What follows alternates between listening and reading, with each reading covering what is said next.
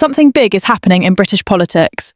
In just a matter of days, Keir Starmer has managed to insult millions of ordinary people, while his own government faces a storm of scandals, rebellions, and calls for him to go. The question tonight is simple. Can he survive it? Let's break the story down. But first, hit the like button and subscribe to the channel for more. Let's start with this. After over 1 million people turned out for the Unite the Kingdom rally in London, ordinary families, veterans, workers, people from every walk of life, Starmer decided to take to X. Here's what he wrote. People have a right to peaceful protest. It is core to our country's values, but we will not stand for assaults on police officers doing their job or for people feeling intimidated on our streets because of their background or the colour of their skin. Britain is a nation proudly built on tolerance, diversity, and respect. Our flag represents our diverse country, and we will never surrender it to those that use it as a symbol of violence, fear, and division. Now, let's break that down. Starmer couldn't bring himself to acknowledge the reality of what happened in London, a peaceful, family-driven march where people stood together for free speech, truth, and national pride. Instead, he smeared the movement by painting it with the same tired brush. Violence, fear, division. It's the same line we've heard for years. If you wave your country's flag, if you stand for free speech, if you call yourself a patriot, you're somehow a threat. But here's the thing, that narrative doesn't work anymore. Even Sky News admitted that the most alarming aspect of the rally was how normal the people were. Parents, grandparents, people you'd meet in your local pub. And yet, Starmer and his government still refuse to face that truth. They'd rather label millions of Brits than actually listen to them. But while Starmer is busy throwing cheap shots at ordinary people, his own government is collapsing around him. And that brings us to the second story tonight, because the scandals piling up on Keir Starmer's desk make his tweet about tolerance and respect look like a distraction. On Saturday night, new revelations dropped about Lord Mandelson, Starmer's hand-picked ambassador to the United States. It turns out Mandelson was appointed before a formal vetting process even took place. Downing Street had to admit it. And that's on top of the explosive emails linking Mandelson far deeper to Jeffrey Epstein than the public was first told. The scandal has shredded what little trust was left. Meanwhile, Labour rebels are circling. Suspended MP Andrew Gwynn is under pressure to step aside so Andy Burnham can swoop in, win a by-election, and put himself in prime position to take Starmer's job. Others in cabinet are openly venting their fury. One minister told The Times, "It's pretty terminal. The only question left is who we are replacing him with." Another said, "There is no content. There is no agenda. There is no political leadership." Think about that. That's not the opposition talking. That's his own side. Starmer has lost the room. He's lost his advisors. And now it looks like he's losing the country.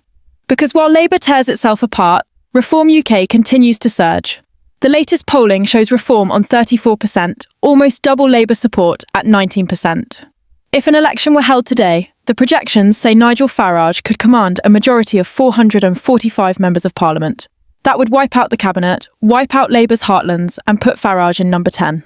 And it doesn't stop there.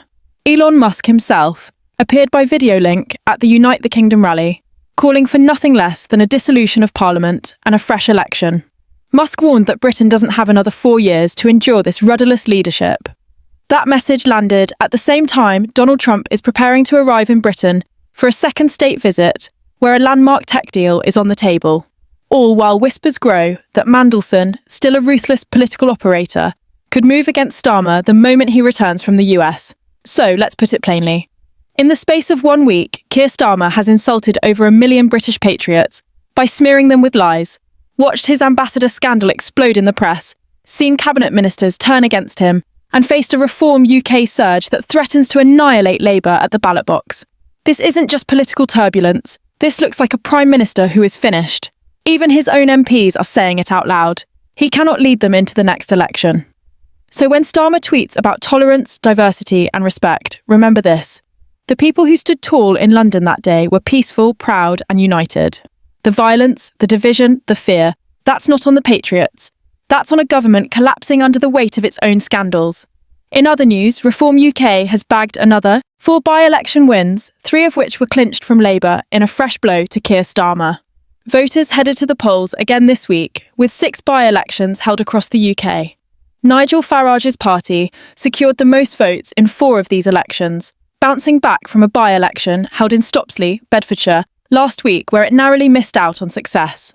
Party chairman David Ball said, "Another cracking election night for Reform UK. We welcome 4 more councillors, taking our total to 886.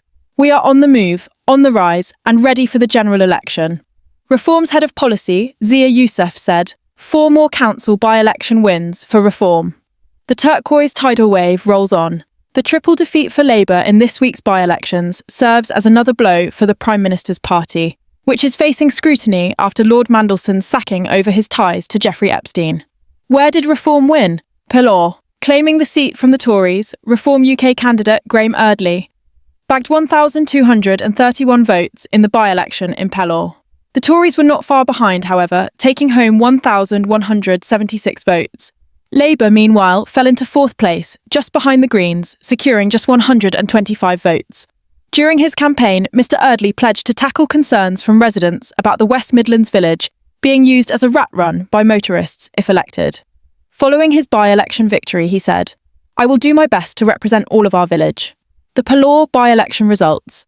Reform UK 1,231 votes, Conservatives 1,176 votes, Green Party 127 votes, Labour Party 125 votes, Liberal Democrats 72 votes. The by-election was held following the resignation of former Conservative council leader, Councillor Gary Perry.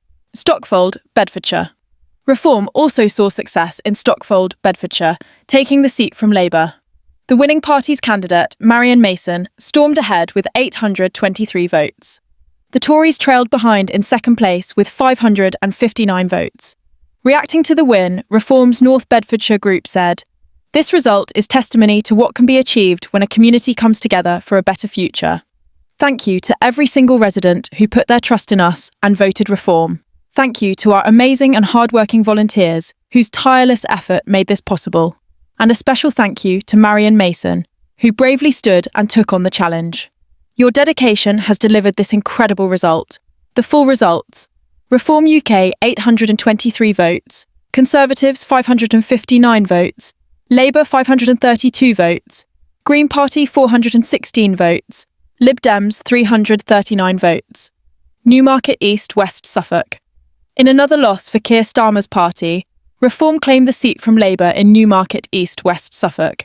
Adrian Whittle was the winning candidate, scooping 29.7% of the votes.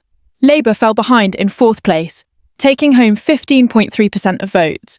The full results: Reform UK 29.7%, Conservatives 25%, Lib Dems 17.2%, Labour 15.3%, Greens 12.8%.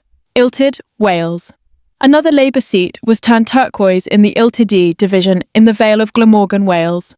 Reform UK candidate Brandon William Dodd bagged 729 votes compared to 414 for Labour. The by-election was held following the death of Labour councillor Howard Hamilton earlier this summer. The full results: Reform UK 729 votes, Plaid Cymru 657 votes, Conservatives 445 votes, Labour 414 votes, Greens 85 votes. What are your thoughts on what we discussed in today's video? Let me know down in the comments section below. If you have not yet already, make sure you do drop a like on this video and subscribe to the channel for more British content. Thank you. Take care. Goodbye.